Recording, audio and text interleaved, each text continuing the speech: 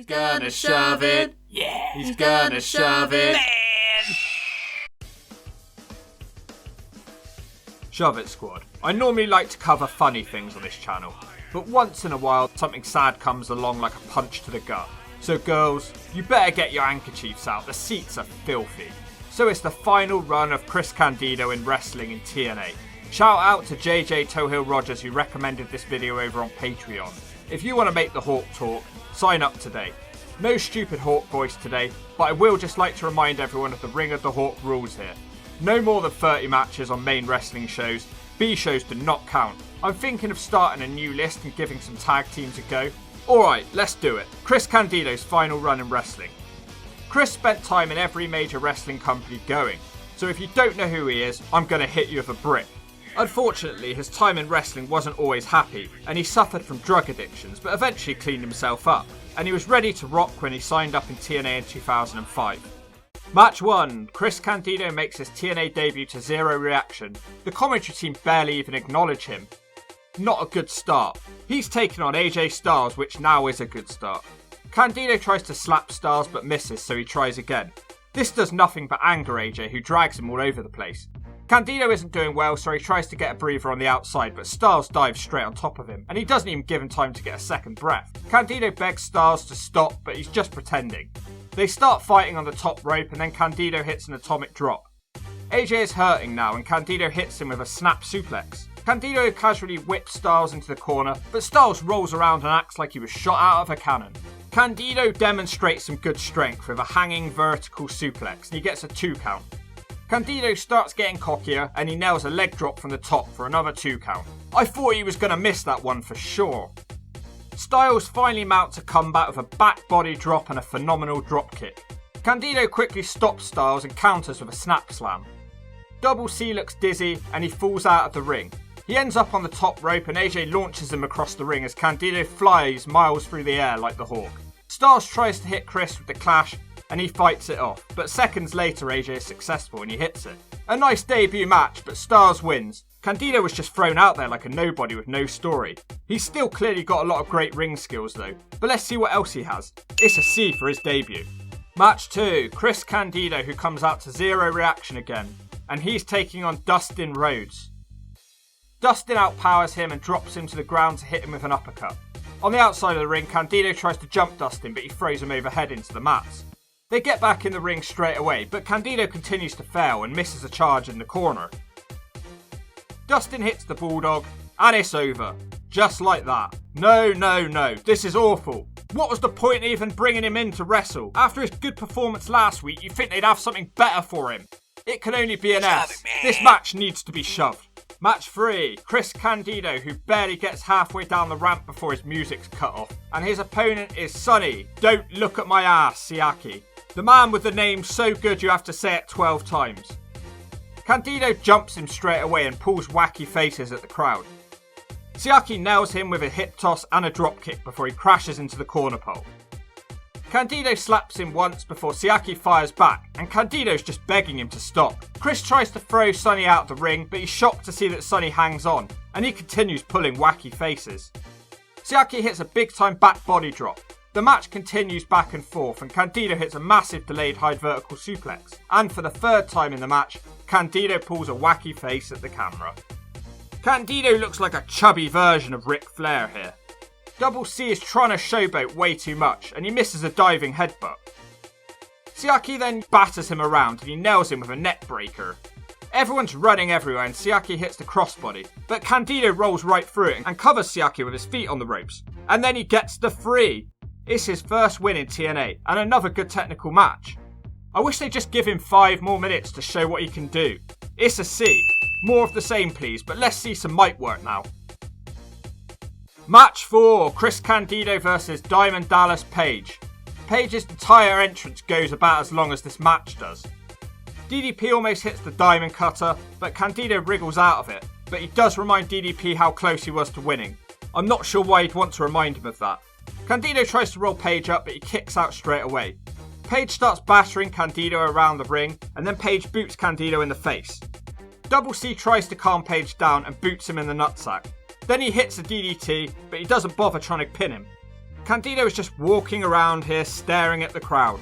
He's probably thinking, man, times have changed for me. How did I end up here? What happened next is genuinely impressive. Candido hits a delayed high vertical suplex on Page that looks incredible, considering the size difference between the two guys. Candido continues to waste time, and he eventually makes it to the top rope. Page catches him up there and hits a diamond cutter that everyone telegraphed. And it's over. Way too short a match. I love both these guys, but it's a D, I'm afraid. Match 5, triple threat. Shark Boy versus Chris Candido versus Chris Sabin. Candido starts out by poking the two other guys in the eyes. He then starts punching them, but they copy him and pinball him back and forth. Sabin and Shark Boy continue to team up, and they dropkick Candido out of the ring. Double C sneaks back into the ring, and he throws Sabin onto the apron, but instantly regrets it, as Sabin meets him with a dropkick. Sharky breaks up the pin. Candido hits a snap suplex on Shark Boy, and he tries to hit a hanging vertical suplex on Sabin, but Shark Boy kicks Sabin, who crashes on top of Candido. The match carries on, and Chris Candido sneaks into the ring and puts a sleeper hold on Sabin. Sharky runs up and puts a sleeper hold on Candido. Eventually, Sabin fights it off by dropping down with a stunner. Shark Boy tries to Irish whip Candido but misses him, and then he just does it anyway, and Sabin elevates Candido and he goes flying out of the ring. Sabin puts a reverse figure 4 on Shark Boy, and then out of nowhere, Candido sneaks into the ring with his feet on the ropes, and again he gets a 3 count. These two guys are idiots. They just got schooled, and Candido looks like the man. He looks like he's loving life right now. I enjoyed that match too. It's another C. Match 6, accompanied by the Naturals. It's Chris Candido. These guys randomly just started teaming up. This will be relevant for the rest of this video. Calm down and don't tell me to shove it. He's taking on Primetime Elix Skipper. These two start out with a lot of anger against each other for some reason. Skipper hits a huge dropkick to calm Candido down. The Naturals trip Elix Skipper on the outside. At least I think they did. I didn't actually see anyone do it. I'm just guessing they did. This allows Candido to hit a leg drop. The Naturals definitely do interfere this time, and then Candido hits the big time delayed vertical suplex. Candido hits another leg drop, this time from the middle rope for a 2 count. Candido continues to control the match with a net breaker. He eventually makes the cover, and Skipper incredibly matrixes out of it. He then boots Candido straight down in the face. Skipper starts his comeback with a back body drop, and he tries to go to the top, but the Naturals interfere, and they stop him. Candido climbs up to the top and meets him up there, and he snaps off a Hurricanrana for another 2 count. Candido is starting to get frustrated and he yells at the referee. He starts getting overzealous and Skipper stacks him on the ropes. Skipper nails a rope walk into a Hurricanrana. Man, I love this guy. The Naturals interfere again and Skipper has to boot them. Elix Skipper tries to roll Chris up, but the Naturals are here again. Candido rolls through, but he can't get the 3 again. The match then ends as Skipper hits a move that he calls sudden death, and it's over. Wow, Candido basically just lost a handicap match. Skipper was really good here, but remember, we're grading the wrestler and not the match itself. And this match made him look like a complete clown. It's a D. Match 7, 6-man tag, the naturally greasy guys and Chris Candido versus Petey Williams with Coach Scott D'Amore and Primetime Elix Skipper and Mikey Batts. So if you're wondering why Candido is with these two greaseballs, it was basically just an effort to try and make the crowd care about them. Candido gets involved on the outside and he comes into the match but immediately misses his elbow drop on Petey Williams. Everyone starts running everywhere and Candido hits a nice snap slam. Candido follows that up with a delayed vertical suplex. He then climbs up to the top and he hits a leg drop.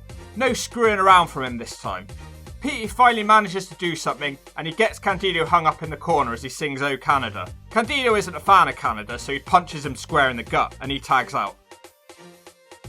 Mikey Batts has the match won, but Candido sneaks up to the top and he hits a dodgy looking headbutt. And it's over. The Naturals and Chris Candido win. I like what they're doing with him, trying to get all these sneaky veteran victories. But he's crying out for some mic time. I want to hear what he has to say, for God's sake. It's a D. Well, no mic time, but he has formed the most forgettable faction of all time, as he's teamed up with the two naturally greasy guys, and they're now managing an overweight cab driver called David Young. You've heard of Eric Young? Well, this is David Young. He's also a jobber, but he's twice as fat and twice as boring. The only redeemable thing about this guy is his spinebuster finisher, but unfortunately he's a big jobber so you won't see it very often. And that's not even me trying to be funny. David Young's gimmick is legitimately the one-man losing streak. The story here is that Candido is taking losers, and Candido resurrects their careers, and he immediately helps out David Young. Chris Candido's building a family in TNA. If only this faction had a name, it would definitely go down in history as not just the crappiest faction in wrestling history, but also the shortest. Match 8, The Naturals and Chris Candido versus Cowboy Dustin Rhodes, Cowboy James Storm, and just plain old cow Chris Harris. Dustin boxes Candido, and then the two veterans square off. Chris Candido hits a nice drop down at the last second to send Dustin crashing out of the ring. On the outside of the ring, Candido works with a brown-haired greaseball to snap Dustin's leg. They get him back in the ring and Candido hits a snap suplex. Eventually, Double C misses a dropkick and Dustin rolls him up for a 2 count. Dustin then nails him with an inverted atomic drop, and then he floors him with a clothesline. There's a double down, and both men are so desperate to tag out that Candido just kind of shuffles over the top of Dustin. Why didn't he just drop his ass on his back and isolate him? AMW then worked well with Dustin Rhodes as Cowboy Rhodes hits a big time powerbomb on Candido. AMW then nailed the death sentence on the brown haired greaseball, and it's over. I guess Chris Candido's leadership can only take you so far. It gets weirder though now, so don't turn off the video, because that ain't all. Because the main event of the video is still left. What you all came to see. And there's also another thing that isn't really talked about, and it's pretty awkward. The Naturals challenge AMW in a tag match, and the Naturals come out and Chris Candido's in a neck brace and an arm sling and a wheelchair. TNA keeps saying that it's a scam. Eventually TNA was proved right as Candido snuck into the ring and used his cast on his arm to help the Naturals win the match. So Candido's pretending to be badly damaged and wheelchair bound, and the commentary are throwing him under the bus for not really being injured. You'll see how awkward that is in just a moment. Match 9, Lockdown 2005, the opener. Final match. Chris Candido and Lance Hoyt. Wait, I'm confused. What happened to the Naturals and David Young? Chris Candido looks so happy to just be walking down the ramp. It's quite sad if you know what's coming up. If only he knew what the next 4 days had in store for him. And they're taking on the team of Sonny, Don't Look at My Ass Siaki, and Apollo. Hoyt makes Candido jump in the air for the high five. Siaki knocks Candido down, and then everything changes. Siaki hits a dropkick, but something goes wrong. It's something to do with how Chris Candido lands on this dropkick. His leg is kind of crushed up behind him if you look. Siaki cautiously covers him for a 2 while they try and figure out what's going on. He boxes Candido a bit as he tags out to Lance Hoyt. This is literally a minute into the match, and a minute into the pay-per-view. You can see the referee continuing to check on Candido on the ground as the match progresses. The cage doors then opened, and 2 men take Candido away. If escape rules are on, that means Candido's technically won this match. The commentary team say that they think Candido has broken his leg, and then in the same breath they say that they think he's faking it. So which one is it? Those comments are not going to age well. Siaki eventually beats Lance Hoyt with a splash from the top. The naturally greasy guys then run out into the cage to yell at Lance Hoyt as if it's his fault. They then attack him and it goes on for quite a while. My guess is that they sent these 2 guys down to try and eat up some time because the match went short and they had to think on the fly. I can't do a stupid rating here when I know what this match represents. I'm sorry, I just can't do it. The awkwardness really mounts up now. Candido had to have an operation on his leg, and the truth is, Candido broke his leg in that match at Lockdown. TNA taped some of their shows in advance, and the next episode of TNA was taped on the 26th of April 2005, but it aired 3 days after that. The Naturals are challenging AMW for their tag titles. Candido comes out on crutches and has a cast on, and he looks like he's been crying with the pain that he's in. He'd only been released from hospital just a few hours before that, but he wanted to support his team. TNA is laughing on commentary about the karma that Candido is suffering from, and he says that he shouldn't have faked being injured in the first place. Before the match, Candido cuts his first ever TNA promo. He's doing fake crying and saying he could never miss the Naturals in their big matchup. This is pretty creepy to watch. Do you know why that is? Well, Chris Candido died on April the 28th, so at the time of this airing, he was dead. But here he is on TV, a little beat up, but still with us. Will you show an injured man some respect? Everybody saw the horrendous injury that I sustained in Lockdown. And TNA has forced me to relive it again and again and again. And you know something? As I'm standing here with 9 titanium screws and 3 sheets of metal in my ankle, my boys are going to take the tag team championship, and nothing in the world would make me miss this, guys.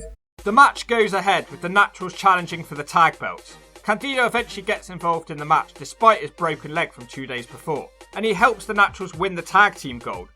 TNA interviews him again after the match, and Chris Candido says that he's the difference maker, and then he yells at Mike TNA for nagging him like an old lady. They are the champions, and I was the difference maker because I got the brains, I got the experience. Are you the matchmaker, Mike TNA? Is that your job? You're an announcer, and now we're going to celebrate because my boys are champions. You get out of my face. How about you, Chase Stevens? Any final words from you? Who won? Naturally, we won. Candido, the Naturals, celebrate all you want. On the 28th of April 2005, 4 days after breaking his leg at lockdown, Chris Candido was at home struggling, and then just like that he passed away, dead at the age of 33. The reason that was given was a blood clot, but the cause of death has since been classed as pneumonia. Chris Candido's death was not acknowledged until TNA Hard Justice 2005, the next pay-per-view on, and at that show they gave him a 10-bell salute. Either they were lazy, rude, or downright disrespectful. I get that the shows between the pay-per-views were all pre-recorded, but it isn't that hard to put the pre-recorded 10-bell salute on an earlier show, is it? By the time this aired, he'd been dead for 17 days. I'm going to let you all decide on the next bit, because it's quite easy to dump on TNA sometimes and make fun of them, and say that everything they do is wrong, and them not acknowledging his death quick enough is wrong. But there's other stuff too. I don't know, you guys will have to answer this next one. They ended up holding a Chris Candido Cup, but that didn't last for long, and they were quick to forget about it. He did only wrestle 9 matches for them. It's not as if he was AJ Styles. Where do you draw the line, or should it just run forever? They also had a 4-way tag team match at Unbreakable, where Pac was supposed to team with Alex Shelley, because they'd won a Chris Candido Memorial Tournament. But Pac no-showed for an undisclosed reason, and Shelley was left to wrestle the match on his own. It's rumoured that Pac no-showed because he doesn't like Chris Candido. He's since given an excuse that he was too messed up to do the match. He says he was seeing things around this time, and on the way to the ring he'd keep seeing demons and things coming for him. No apology, no nothing, just excuses. Chris Candido's brother ended up making an appearance in the match. Then TNA had an embarrassing feud with Tammy Sytch. She said that they refused to give her any of the money that was owed to Chris. Instead they sent her a ham. And trust me, I bet she ate that entire thing herself. But that's the most famous story. But the fact is that Sunny wasn't his next of kin, so she wasn't entitled to his money. And also, TNA gave her one of the Naturals' real tag team belts, which would have been worth a few $1,000s. And also, you have to consider TNA's moral standing here. If you give her a load of money, what do you think she's going to spend it on? She was hardly in a good place herself. His matches were all well wrestled. He obviously could have done a lot more for TNA, and he entertained me. And when he finally got the chance to cut a promo, it was good. At the end of the day, you teamed him with the Naturals and David Young, for God's sake. How was he able to swim with 3 wastes of space anchors tied to him? It's beyond me, so it has to be a C.